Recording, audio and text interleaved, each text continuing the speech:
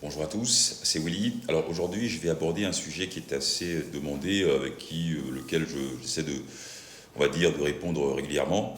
C'est comment débuter dans le métier d'agent de joueur. Parce qu'évidemment, voilà, déjà, premièrement, je sais que la plupart des gens ont une vision assez extérieure, assez lointaine du métier d'agent de joueur. C'est quelque chose qu'on voit dans les foot mercato, dans les différents journaux sportifs, l'équipe et autres, etc. Mais on se dit non, ça c'est un métier qui est réservé à des personnes qui sont déjà joueurs et autres. C'est pas vrai. 90% de mes candidats, 80, je pourrais même dire 80% des agents de joueurs ne sont pas des anciens footballeurs professionnels. J'ai effectivement des anciens footballeurs professionnels qui sont chez nous. On a eu Chris Gadi, excellent candidat qui a eu la licence et qui a été parfait.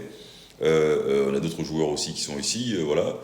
Mais c'est un métier qui est accessible à tous. Toute personne qui est passionnée par le football, mais qui est également passionnée par le business. Moi, j'ai des agents immobiliers, j'ai des traders, j'ai des gens qui viennent du bâtiment, j'ai des commerciaux, j'ai des assureurs. On a eu un assureur, là, que je salue, qui a eu la licence cette année. Voilà, donc, c'est un métier qui est accessible à tous. Il faut la passion du football. Il faut, ou alors pas du tout, mais vous avez aussi avoir l'aspect business. Il faut aussi avoir cet aspect où on se dit, voilà, tiens, je veux gagner de l'argent, je veux développer en fait une activité qui me plaît dans le monde du sport, avoir peut-être cette vision marketing, gestion, management par exemple. Mais c'est accessible à tous. Je rappellerai que Jorge Mendes, l'agent historique de Cristiano Ronaldo, est à la base un patron de boîte de nuit. D'accord. Donc personne n'est né agent, on le devient. Effectivement, pour devenir agent de joueur, il faut avoir le droit d'exercer. Ce droit s'assure par la licence FIFA pour le monde entier et la licence FFF pour ceux qui résident en France. Et donc, là-dessus, je rappelle que l'examen, lui, en tout cas, a lieu une fois par an. Et d'ailleurs, on prépare les candidats actuellement. Maintenant, une fois qu'on a obtenu la licence, qu'est-ce qu'il faut? Et bon, il faut commencer, il faut intégrer. Et donc, bon, quand j'ai commencé, c'était en 2011, c'était un peu compliqué parce que tu arrives, tu es un peu perdu, tu sais pas trop, etc. Et en fait, finalement, au fur et à mesure, tu t'adaptes assez rapidement parce qu'il s'agit de quoi? De trouver des bons joueurs et de pouvoir créer le réseau avec les clubs. Nous, on a organisé quelque chose qui est assez intéressant pour les candidats qui sont sortis de chez nous et d'autres personnes à l'extérieur qui sont déjà intermédiaires, mais qui veulent en même temps qu'ils se forment, continuer à faire du business, notamment dans la période de mercato. C'est cette période actuelle. Eh bien, on a créé la Transfer Room. La Transfer Room, c'est un groupe WhatsApp avec des agents de joueurs titulaires de la licence FIFA ou FFF, des intermédiaires qui ont des joueurs mais qui n'ont pas encore la licence, des joueurs aussi, et on échange.